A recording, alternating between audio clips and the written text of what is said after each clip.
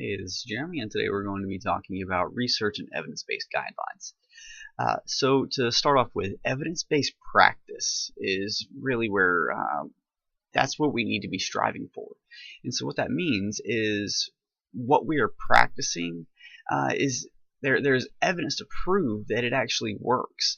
Now, the way that we actually obtain this evidence is going to be through research. Now, the big thing is we actually have to establish the research. We have to ask the questions. We have to figure out what works and what doesn't. And an example of evidence-based practice is going to be early bystander CPR. So it's been established in recent years that early bystander CPR with hands-only CPR, so just compressions, and early access to an AED, that is going to greatly increase the odds of success of ROSC, or return of spontaneous circulation, in our cardiac arrest patients. And that's just because, we're stimulating the heart, the electricity goes. Research is there to prove this. And they've proven this through numbers, and they have demonstrated it time and time again that it works. So now you have systems or places that are actually incorporating bystander CPR into their standard system. And this can be done through the way of apps where, hey, you get sent an alert that somebody's in cardiac arrest nearby, and you can choose to respond or you cannot. But you're a bystander who's trained in CPR. There are some EMS systems that are performing something very similar to this. Now, the way that all this starts is somebody has to ask a question. You have to figure out, is there something that we're doing, or what is it that we're doing that we can change? Is there something you want to do? There's this big topic right now that you may see about endotracheal intubation versus LMAs, or laryngeal mask airways. So is a ET tube as beneficial as a supraglottic airway, or vice versa? So, but again, the first question that you need to ask, or the first thing you need to establish, is establish a question. What is it that you're actually trying to research? And once that question is established, what is your research domain going to be? And those research domains, there are four main ones. You have the clinical research, which that's actually going to be things that are going to be directly involved in patient care. So figuring out what's the best way to treat a stroke patient, giving them oxygen or giving them not. It's been established through research that giving your stroke patient too much oxygen can be detrimental. And so that's going to be an evidence-based practice that we actually do. Next, there's basic science. So basic science, they research the effectiveness of a new drug on an animal model, and eventually it'll make its way up to a human model, to where this is where our pregnancy categories come from. So pregnancy A, B, C, D, and X. And so it's essentially, how does the science of that drug, how does it work whenever it's actually put into practice? And that's how we get new drugs. And that's why new drugs, even if they're beneficial, can take a very, very long time to actually make it to the main market. Now, there are special circumstances where if a drug has proven that clinically it shows a benefit that is just astronomical, then it can get fast-tracked through a process to get early approval.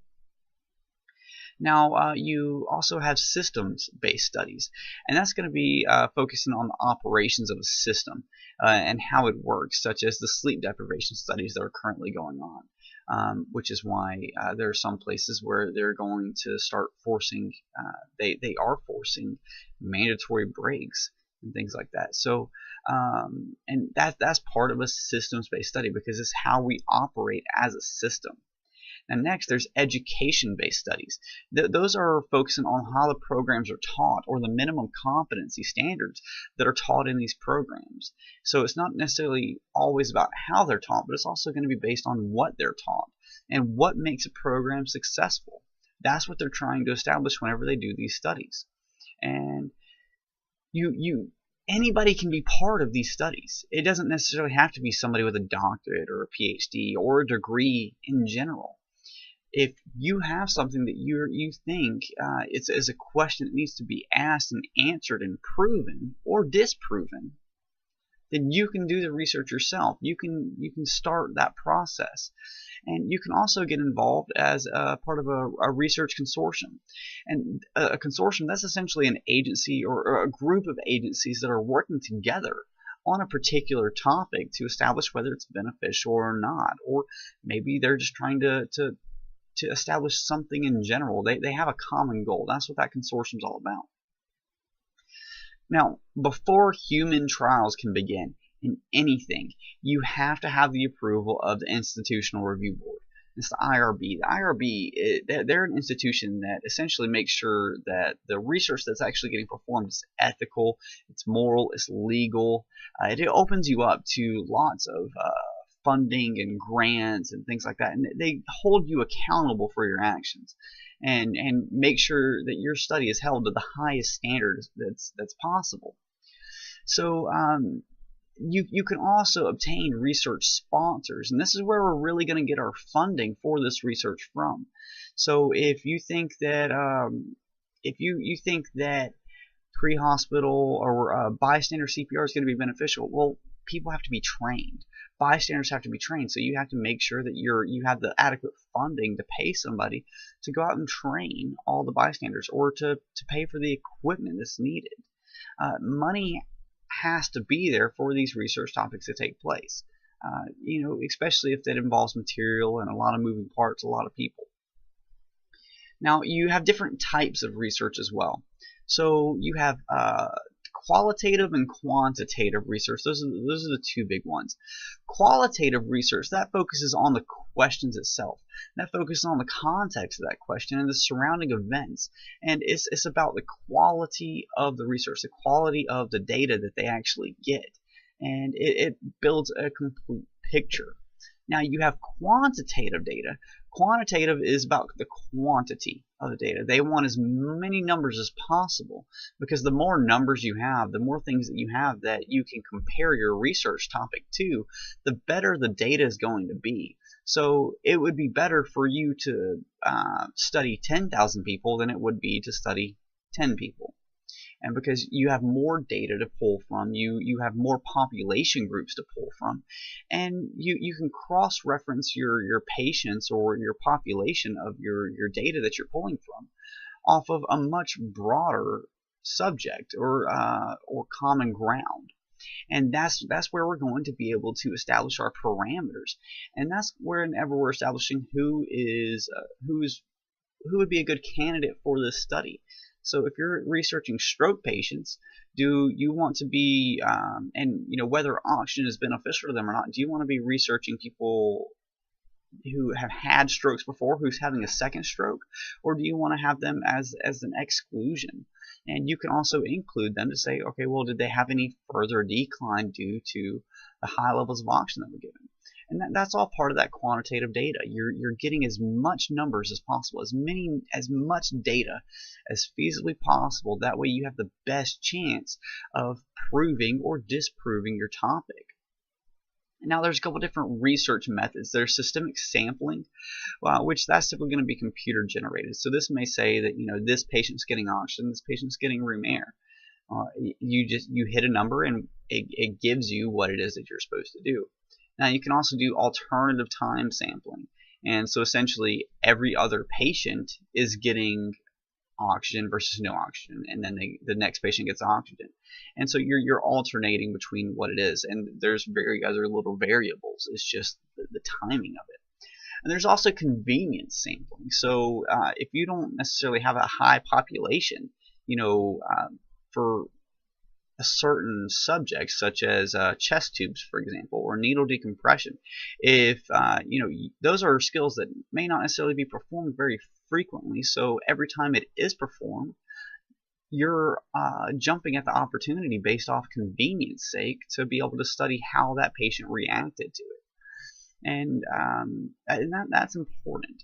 Now we also have parameters that need to be established, and that's going to be able to fit that inclusion-exclusion criteria that I was talking about, where you figure out who's actually going to be appropriate for that study and who's not.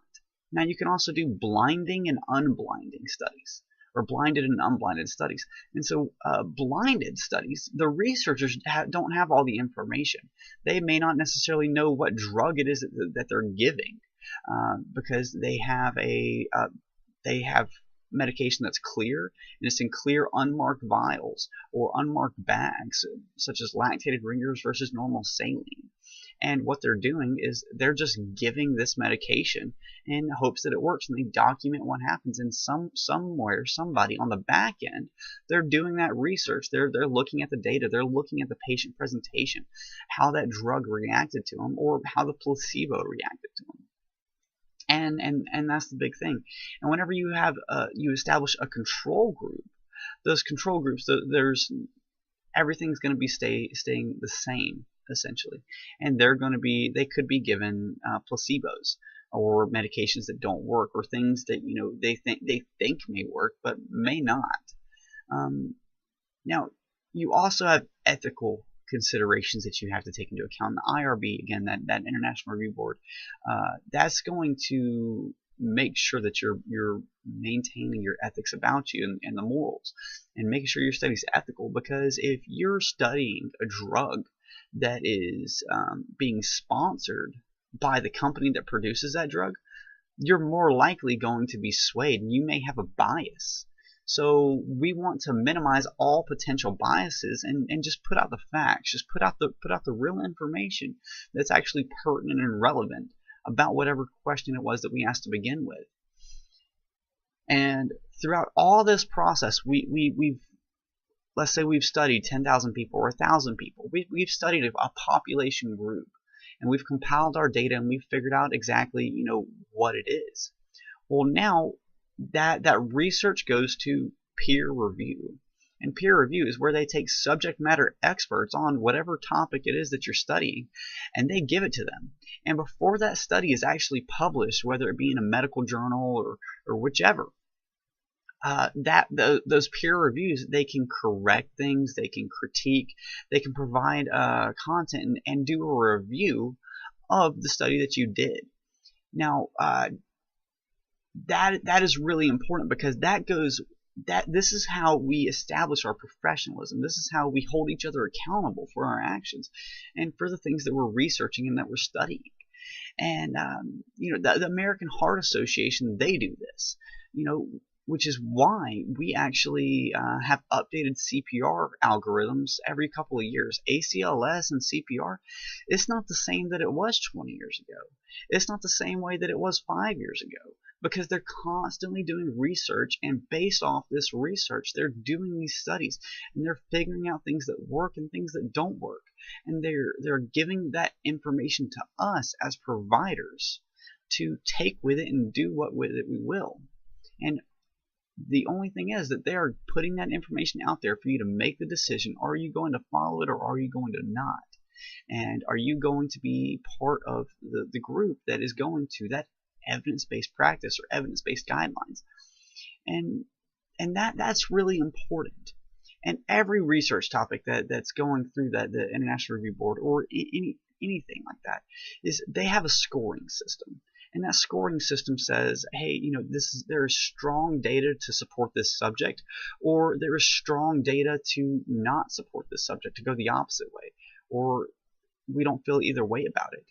And then there's also the quality of the evidence that you have. If you have a very poor evidence to your research, well, then it's going to state that, based off how it's been reviewed, based off your peers, based off that review board, and that's really important. And so there's a lot of parts to the research that goes into this, and you can dive into all the different types of research, and you can research, and there's people that do that. But us being aware of the research and all the things that go into it, and the types of research that are available, that's really important for us as paramedics to be able to establish ourselves and further our profession. And those are the real big things about EMS research and the evidence-based guidelines and practice that we're trying to go to.